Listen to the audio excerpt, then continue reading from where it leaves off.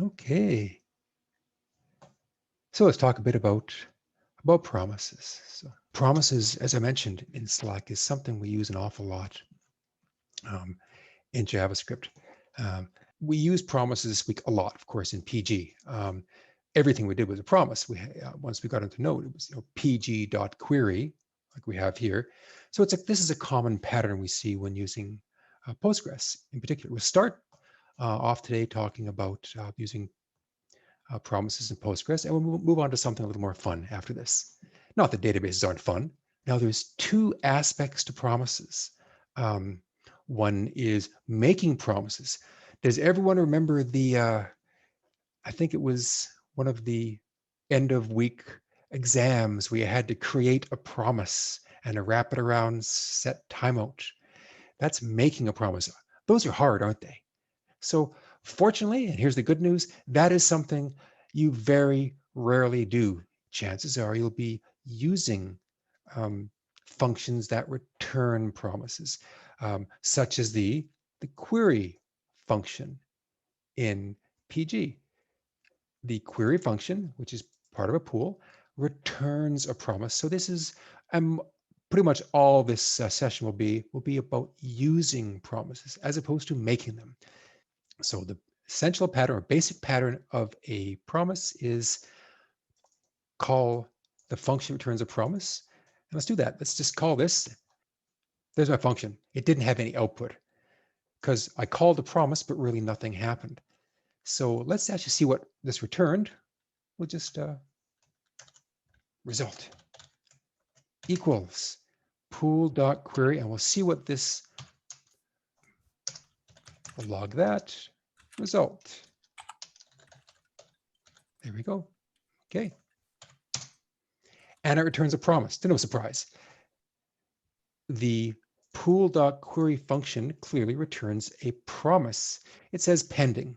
Okay. So obviously I can't use those results because, as we know, JavaScript is asynchronous. We cannot use the result from pool.query directly. As we all know from our LightBnB, it doesn't work. We have to use the promise once it's resolved.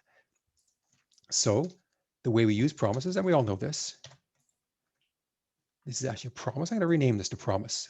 And by the way, watch very carefully. This is the proper way to rename a variable.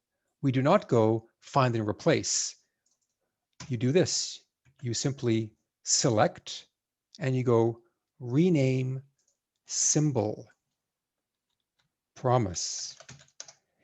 That safely renames your variables. So I have this promise. And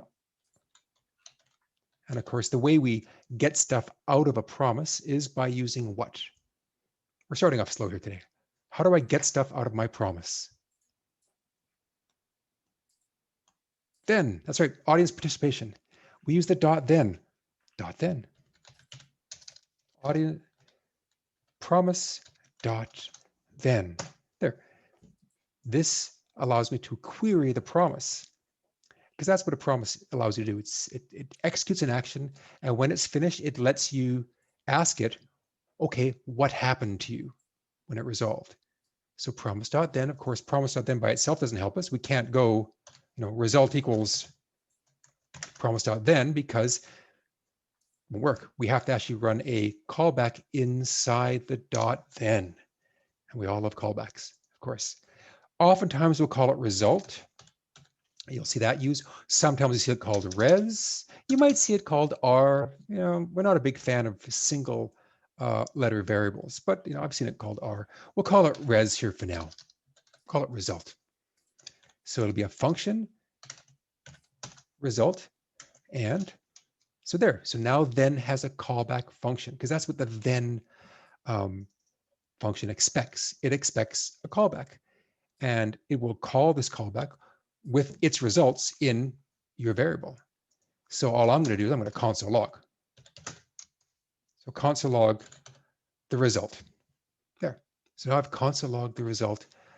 What this means is when this promise resolves, which means it was successful, it gave me what I wanted, I can then ask it, okay, what did you get?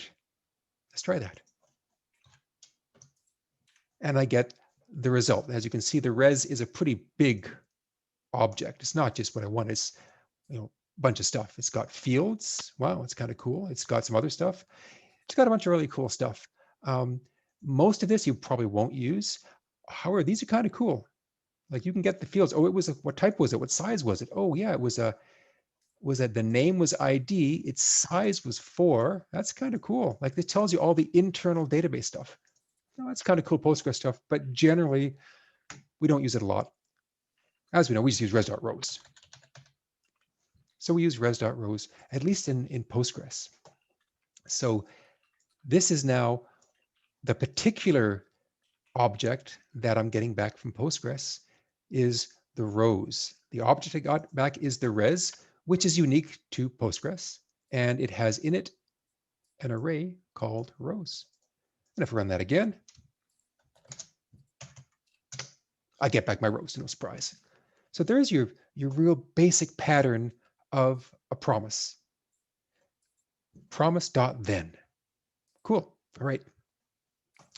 So here's an interesting thing about promises. A common misconception of promises is that when you do the .then, that's when the promise or the execution actually happens. And that's actually not quite correct.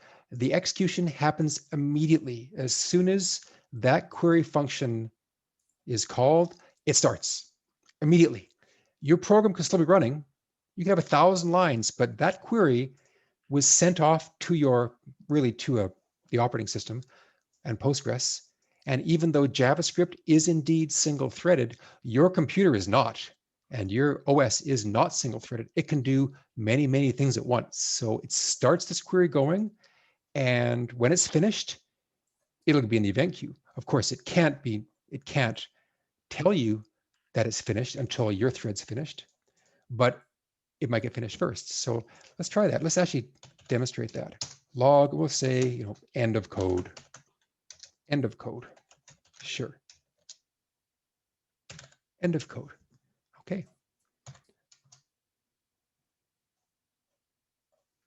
Okay. So we got end of code first, and we got our data back. So as we know, JavaScript is single-threaded, so nothing's going to happen. I'm not going to get any results back until the end of my code. Okay, and the question is, can you create an alias for res.rows? Not really. It's .rows. I mean, you're getting back res. This is the promise, so this could be R. Once again, that could be R. That's the promise. But once you're inside the res, it's .rows. That's the way you do it. You're getting back an object, and you have to refer to the object. Whatever object you get back from Postgres, you have to use their name. And Postgres, the people that wrote Postgres decided to call it .rows. So you got to use .rows. But as we'll learn later, it is not always .rows. It's just .rows in the Postgres world. And there's the world's a much bigger place than just Postgres. Okay. So we're querying our promise. Now here's an interesting thing about promises. This .then can be called twice. I can query the same promise multiple times. It's not going to run that query over again. It's just going to ask it what the result was twice. So if I do this again, it does exactly that. It calls my then twice. So once again, the execution of your promise function did not happen on the then. It happened there. It started, chewing away at your request right there. You're just asking it, okay, what happened? Oh, tell me again what happened. This is very, very useful because it allows us to then a promise once, maybe pass it along to somebody else, and they can then it again. So very useful. So you can then the same promise as many times as you want. We don't do it very, very often, but sometimes we do. All right. Let's try something else. Let's say we have a promise that doesn't resolve correctly. So we make the common SQL mistake of going from them. with two M's. Happens to me all the time. Anyone have the 2M problem? It's pretty common. So, all right. So I try to write my promise again, and I get, ooh, unhandled promise rejection warning. Ouch. Yes. This is something we see a lot. And we go, oh man, not another unhandled promise rejection warning. Happens all the time. It means, of course, that we're not handling rejection very well. And that's a common problem with promises. We just don't handle rejection in life either. So how would we handle a rejection? Apart from with me, a big tub of ice cream, Rocky Road, actually. So how could we handle some rejection? Catch, right? Catch.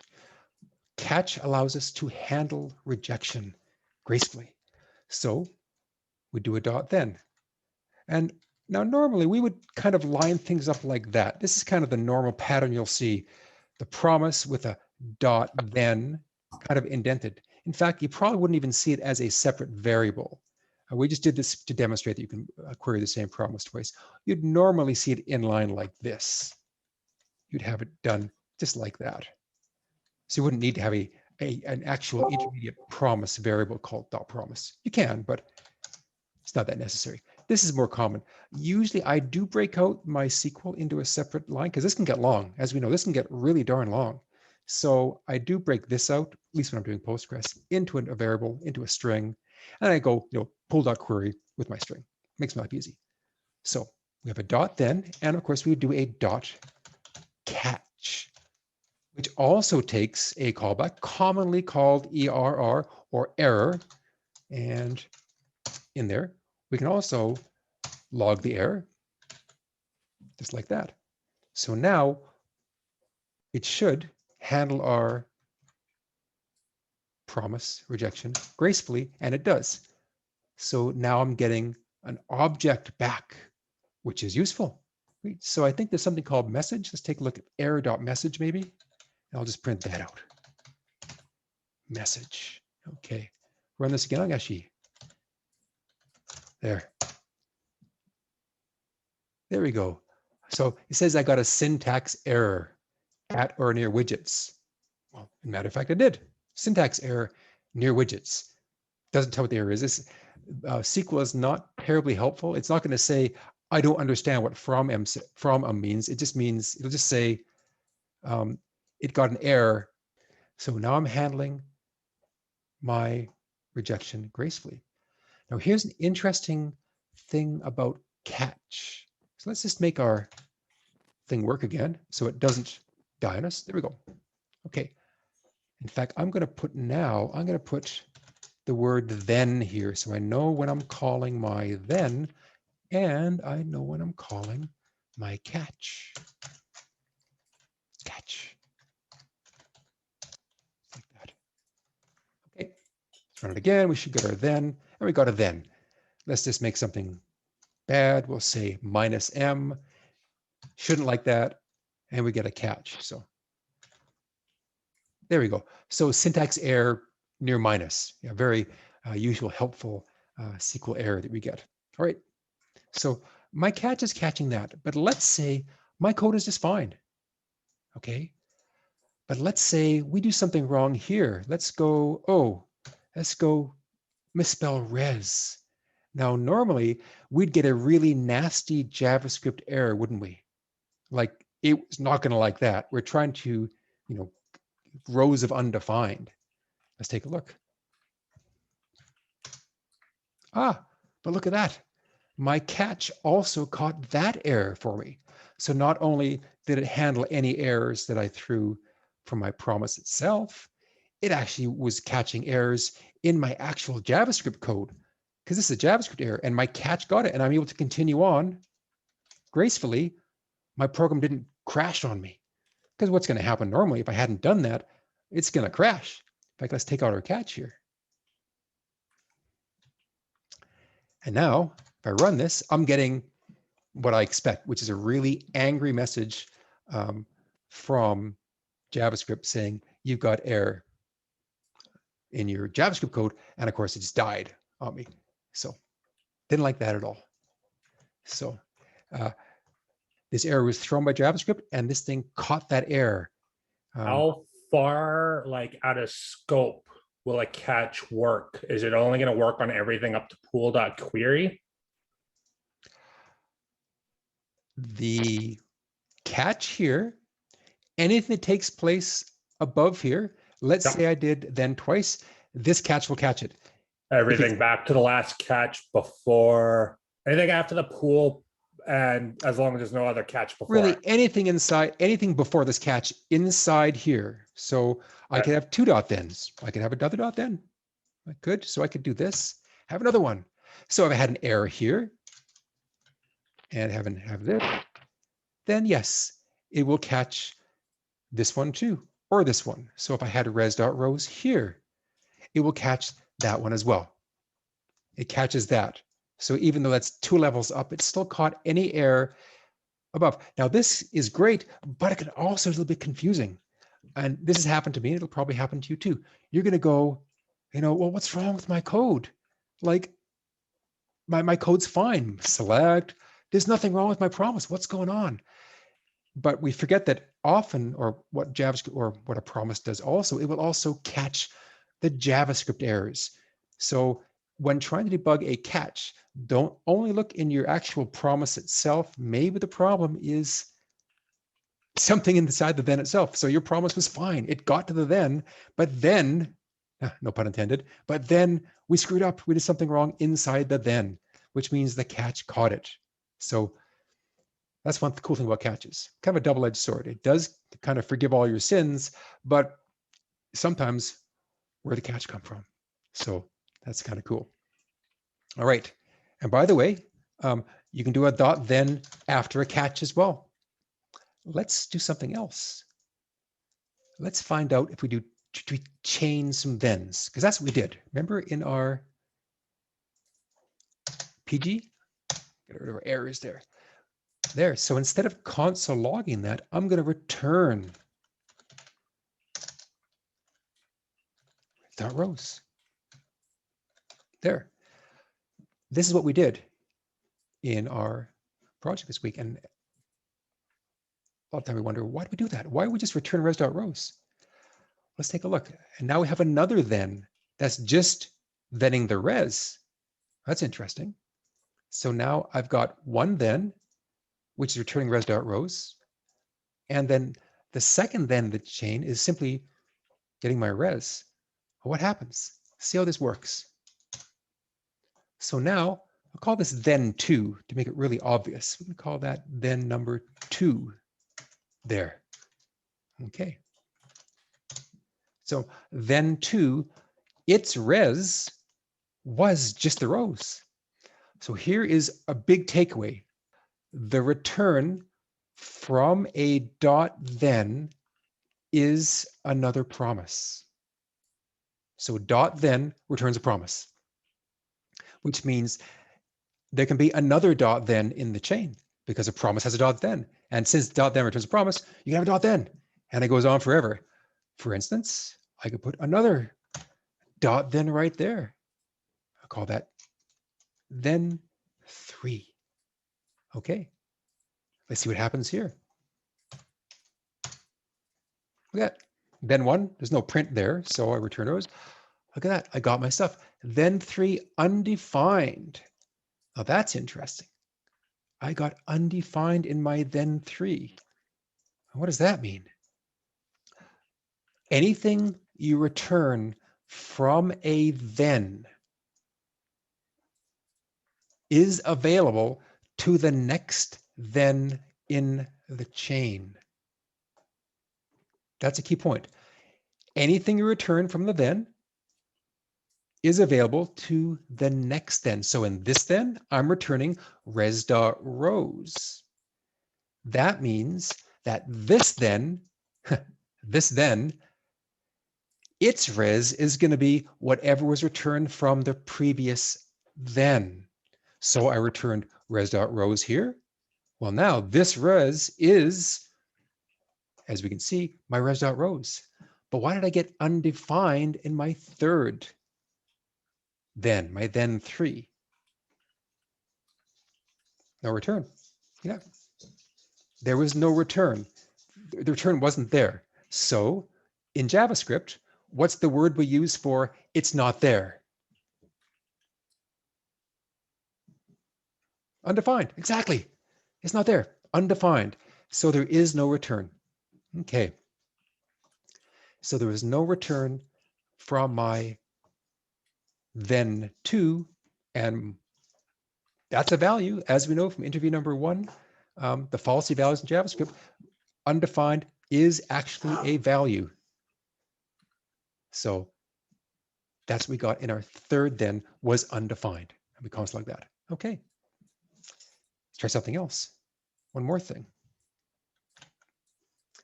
Let's try and do it then after our catch. There. Okay. After our catch. So now we got this big long chain. We got then res rows. We got console log this then. That's a lot of thens and catches, isn't it? There we go. Then 3. I guess this should be then 4. There. Okay. Okay. All right. Anti-crossing undefined. That's kind of boring. Let's actually return something from with this then. Let's go here. Let's actually return something. We'll say return, I don't know, 5. Return 5. That's as good a thing as anything to return. So let's try that. And I get my 5. Look at that. So now this then 3, since the previous then returned a number, you get whatever's returned in next then. The question is, what does it mean if you just call the promise without the then? Yeah, we can do that. Just like that. Sure. We run our promise. Yeah, and it ran. But we have no way of knowing what happened without the dot then. The dot then tells us what happened. A dot then returns a promise. Anything returned from the dot then is the res in the next promise. Now that means that means this can go on forever. So really, if undefined is returned, that means I could just keep on going forever and ever and ever, because it's always going to return a promise. And that's exactly right. If I run this, I get a bunch of undefineds because there's no end to it. In addition, let's say I return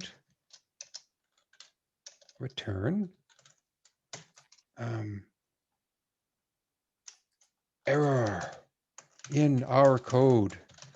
There. Okay. And let's put an error in our code. Okay, now this promise is going to run. It has an error, so we have an error. It's going to trickle down. These thens will not fire because a then only fires if something was successful. So it's going to pass by all these things. It's an error.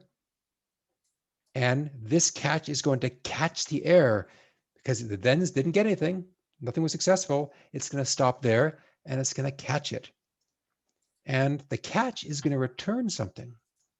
Let's run this. Look at that. We got our catch, syntax error, and then the next then in the chain, error in our code. So not only does the return from a then return a promise, a catch returns a promise, and the value returned from a catch is also available to the next then in the chain. Cool. All right. That's enough of thens. Okay, one more thing. Then we move on to something fun. Okay, so, oops, I need my catch. Now there's one more word or keyword that we use in promises. So what is the third part of promises? We have the promise, we have the then and the catch. What is the third thing that we use in promises? Dot finally. There is a dot finally, which also takes a callback, no parameters this time. There. It's a dot finally. And like the name suggests, it will run at the end. Finally, it'll run this. So let's just console log finally.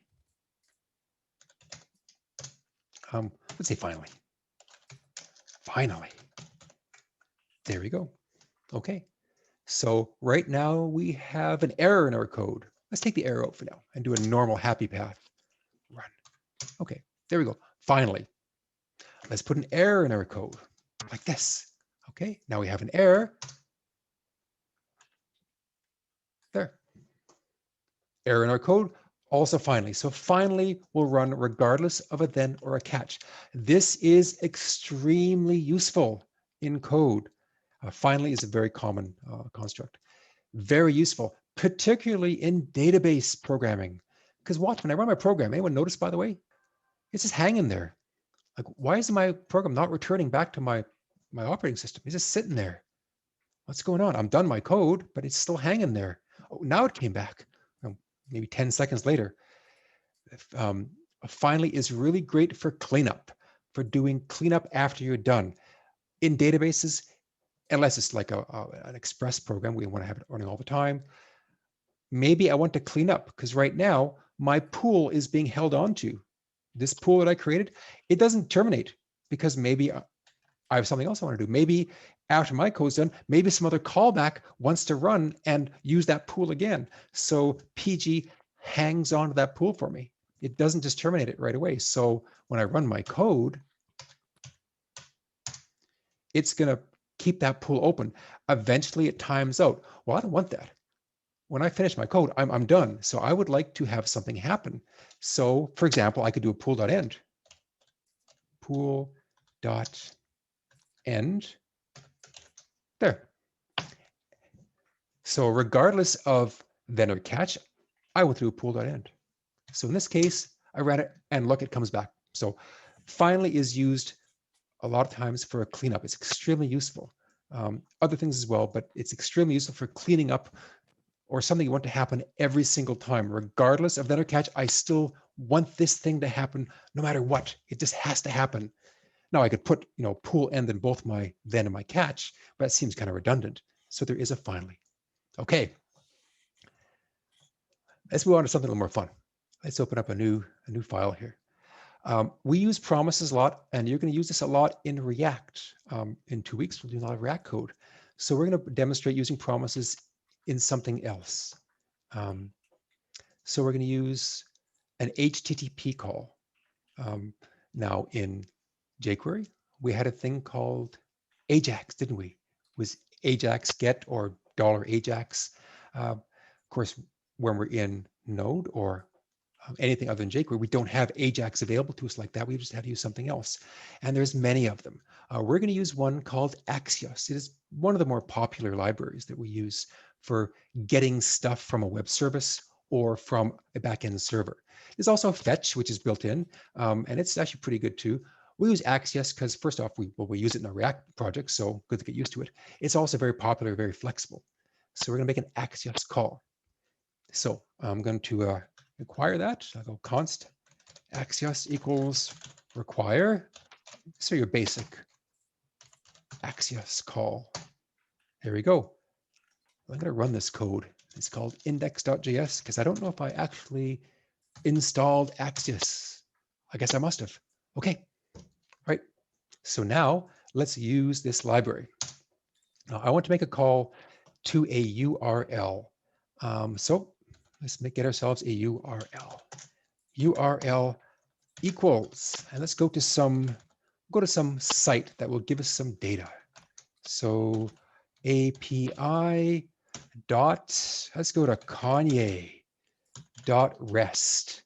Okay, let's hit Kanye.rest. Cool. Let's try this. So I want to call Kanye.rest with Axios. So Axios dot get with URL. There we go.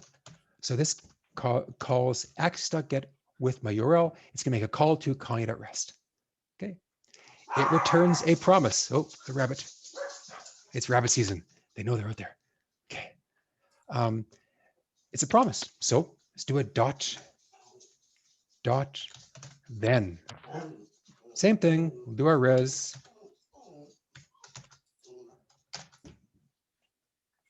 And we'll console log our .res. Okay. Do not try this at home, by the way. We'll see in a second. So I'm calling Kanye.rest, Access.get. As you can see, access is really easy. Just access.get. It's really, really easy to use. Access.get, .then. So easy. Let's call access.get. Spell check that. So as you can see, we got a lot of stuff back. We got a lot of stuff back from Axios. That's why I said, don't try this at home. Yeah, I spelled Kanye wrong. You're right. Don't try this at home. Axios gives you a huge object back, absolutely enormous. So yes, lots and lots of stuff. So you probably only have to do this once. Okay, why does Kanye have an API? I know he does. Well, we're using Kanye. So there's a bunch of stuff in here. Like a lot of this you won't be using. This is an Axios object. Remember the PG object? Look totally different. Axios object, it's huge. What you get back from Axios, res.data. Remember in PG, res.rows. With Axios, it's res.data. This is Axios now. Remember the .rows was PG? Res.data is what you get back from Axios. Let's run this again with res.data, and you get back a quote from Kanye. Awesome.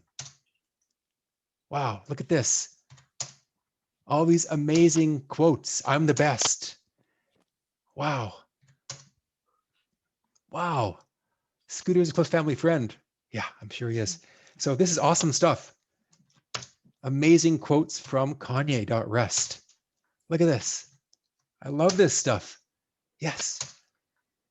Yes, my greatest pain. I'll never be able to see myself perform live. Wow. I could do this all day. The point isn't across until we cross the point. Oh, man. What does that even mean? I don't know, but it seems really profound. I guess I can't understand it, but that is amazing. I love that quote. There's Axios. It's really cool. We can do all kinds of really cool things with Axios. Have a dot then. Okay. Well, same thing. Let's say we make a mistake and we misspell Kanye. Hey, I guess it can happen. Maybe to me, who knows? All right. And we go Kanye, and of course we get something bad happening. Oh, look at that. Unhandled promise rejection. I must have made a mistake. I don't know. Let's take a look. Do a catch. Dot catch. There we go. Error. And we will log the error. Let's try that. Okay. Got an error. See. Whoa, another big, huge object that I can't understand. Okay. Maybe error.message. Maybe message. Let's take a look. Take a look. That message. Okay, that's kind of useful. Let's put the word catch in there. Catch. In fact, I'll make a new line like that. Catch. Oh, come on.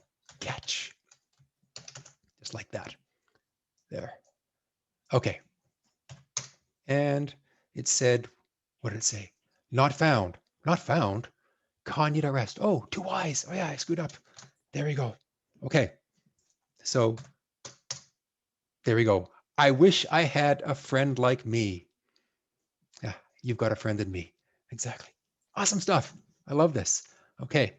So that's Axios. It works really, really well, extremely useful. And it's something we will use a lot in your React project. Try something else. Let's make ourselves a function that returns a promise, because this is also something we do a lot of. So let's put all of this in a function. I've got my, there. I'll call it get Kanye. There. Okay. Get Kanye. I'm going to do all this stuff inside my function. Great. Okay. And I'll just const result. equals get Kanye. There. Cool. All right. And let's just, log my result and see what I get. So now I'm not going to console log here anymore. So I don't want to console. I just want to return the res.data. So let's just return that this time. I'm going to return the res.data. There we go. Okay. So now I have a function, get Kanye, and I'm returning res.data from there. Okay, let's run my function. See what I get. No spelling errors. Undefined. That's weird. Undefined. Why did I get undefined from my get Kanye? So why did I get undefined from my get Kanye? I'm clearly returning res.data, but I got an undefined. What's going on? Need to return the promise. Oh, there's a good one. Oh yeah, my function returned nothing. Of course, I returned res.data inside my then, but my whole function didn't return anything. So I should probably return something, probably return the promise. So let's do it the long way. Const promise. Promise miss equals, and I'll return the promise. Oops, so I'll return that promise. Like that. Okay, let's try that. Oh, well, now I got a promise. So now my function returns a promise. Now we normally wouldn't do it this way. And as you know from the PG stuff, we didn't normally say, const promise equals that and return promise. We simply said a return, right? So we could just do this, right? Just like that, which is the same thing. So now I have a function, but the function still returns a promise. So I can't do this, can I? You can't cheat JavaScript. You cannot fool JavaScript into turning asynchronous into synchronous. I'm sorry, this doesn't work. So this is now a promise, which means my Kanye function is also a function that returns a promise, which means I have to do what to my Kanye function? Dot then. It is now thenable. That's actually a word in JavaScript. Thenable. Who knew? Yeah, thenable. I have to do a dot then. So Kanye is now thenable. Res, and I can just put it here. Let's go log up. I'll do it in brackets because I want to put a couple of things. So I'll go console log, then,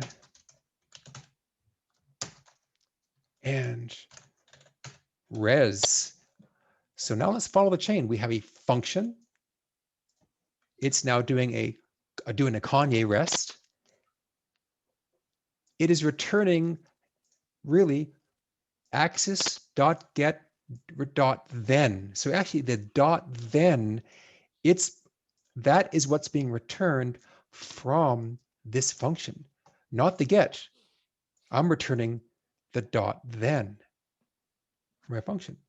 The dot then returns res.data. Okay, so now I should get res.data here. Let's try it and see if that works. And it does. We must form a union. We must unify. Yes. Okay, I could do these all day. I love this stuff. Okay. Oh, he's like Steve Jobs and Walt Disney. God, this is awesome. Okay, so now I noticed that Kanye is returning me a thing called quote. So really, this is a function for dot Kanye. So really, I can return res.data dot quote, couldn't I? That works. So now, when I call that Kanye, I just get back text. And that's what we commonly do. Your function that returns a promise, you try to target your audience. So now when I call got Kanye, I don't even need to know that it's using Axios, do I? I'm just getting back a string. Your callers or the users of your function don't need to know how you called their stuff. So that's Axios. And of course, we have a finally as well. We could say it's a promise. We can do a finally here or a finally here. In fact, let's try something. Let's put a catch here.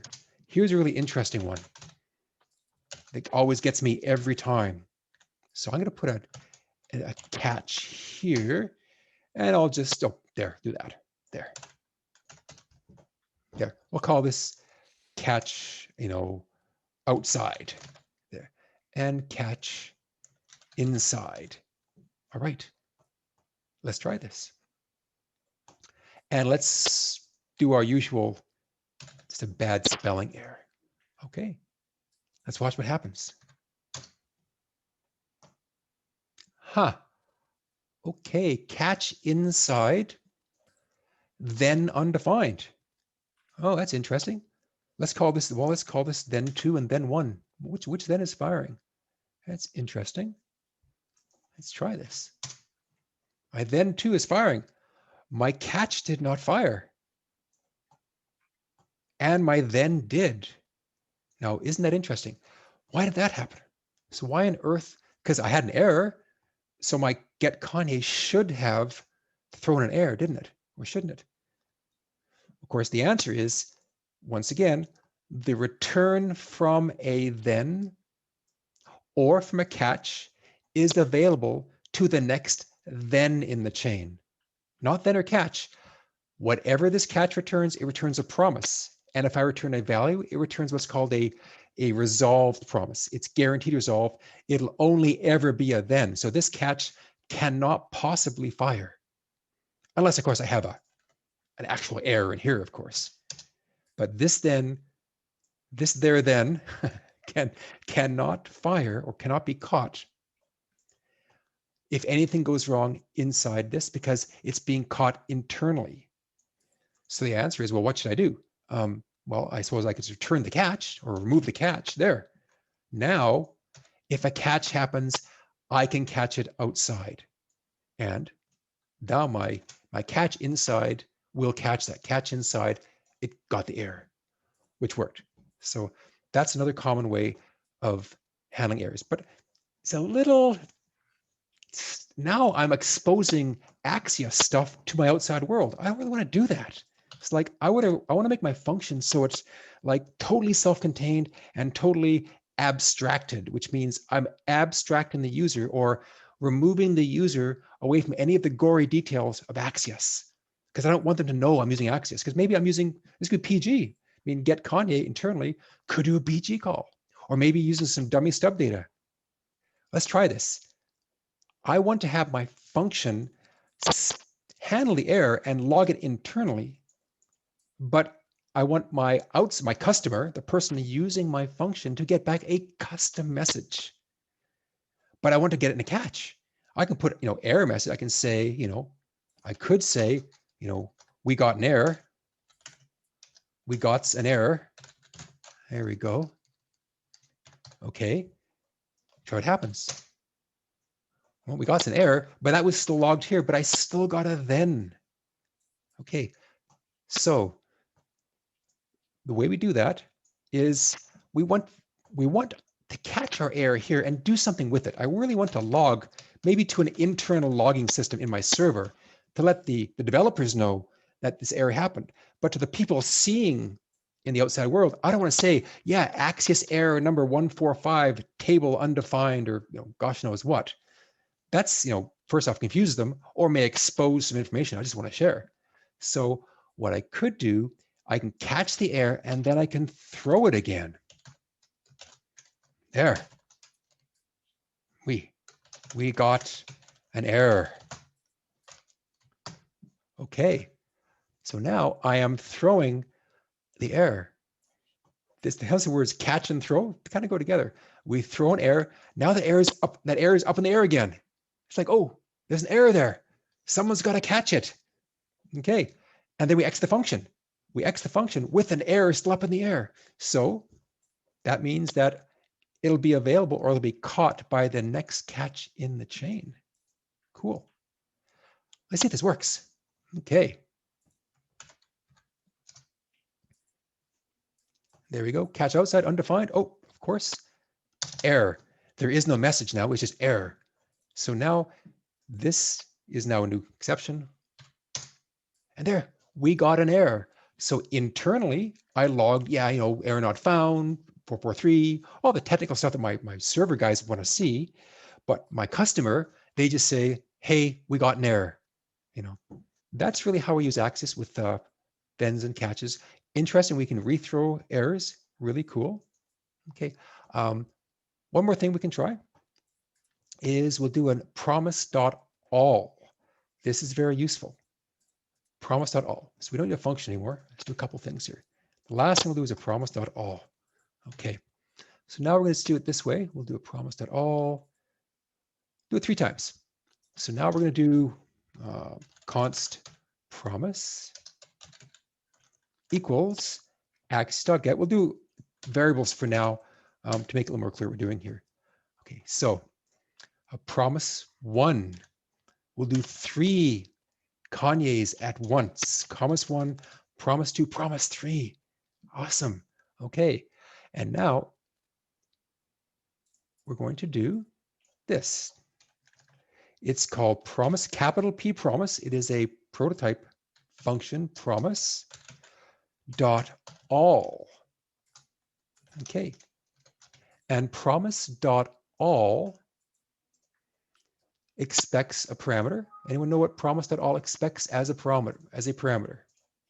Okay, promise dot all expects an array as its parameter. So promise all expects an array of promises. So promise 1, promise 2, and promise 3. It expects an array of promises. Okay. Works like a promise. It has a dot then. But now it returns something different. It doesn't return just a res. It returns something else. Res, you get back from a promise.all returns an array. So you get back an array of reses. So really, we get back an array of reses. So hold on. There, we should console log. Let's console log that. There we go. Console log type of res. There we go. Okay. Well, it's an object, but it's actually an array. When you do type of on an array, you get object as well. Okay, so it is an array. So really, I've got res 0. I've got res 1. And I've got res 2, which has dot data. Also has dot data and dot data. Okay, and also has a dot quote because it's Kanye. Dot quote and dot quote. So I can console log those. I can go console log those things. It's like that. There.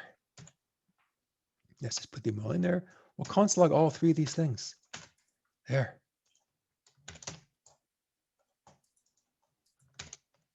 Okay. So now we're getting back an array of reses.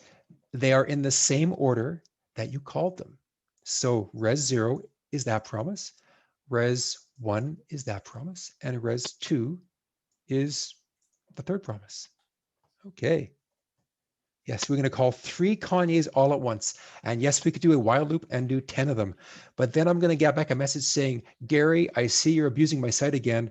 Stop it, dude, or you're not going to be VP in 2024. So he hangs it over my head, man. I'm sorry. You know, he's promised me and I can't, can't take that risk. So, all right, let's give it a try. Whoa. Okay. Not bad. The world needs more joy. Okay. Have you ever thought you were in love with somebody, but then realized you were just staring in the mirror for 20 minutes? Has that ever happened to you? It hasn't happened to me actually, but apparently it's a thing. Yes. So 3 Kanyes. In fact, let's just make it a little clearer. We'll add some spacing. It is kind of hard to see. So we're going to go 1 there. 3 Kanye quotes. We'll do a bunch more. Hopefully he doesn't notice. I'll do some more of these in React Week. I do the lectures in React Week. So you'll see a lot more of this in React. You may see more Kanye in React as well. There we go. Okay. Look at that. 2 years ago. Wow. Free thinkers, see? Look at this. So promise.all. Now, one last thing, the interesting thing about promise.all is if they all resolve, you get a then. If there's an error, you get just one catch, and that's it. Okay, you get a single catch, not defined. Okay, so, whoops, my throw, of course. So the problem with this is you only get one catch back when it errors, and you have no idea which one failed. It could be one, it could be two, it could be none of them, or three of them, but it doesn't tell you which one failed. That's the limitation of catch. There is another one called promise dot, anyone know? All settled. And it's a little different. It's a kind of a new one, not available in all versions of Node yet. It's called all settled. See if we can even get it. No, it's not available in Node 10 because I'm using, I believe, -v. Yes, it might be available in Node 10. So it's all settled, which does give you an array of catches as well. It actually gives you more stuff here. We won't cover that here because it's not part of the curriculum, but there's another one called all settled. Anyway, that's kind of it for promise today. Went a couple minutes over, but promises are pretty cool. Big takeaways: the return from a dot then or a dot catch is another promise, and anything you return from the dot then is available to the next dot then in the chain. Same with the dot catch. It's a next then in the chain gets whatever the catch returned. Okay. All right, everyone. That's it for promise for today. So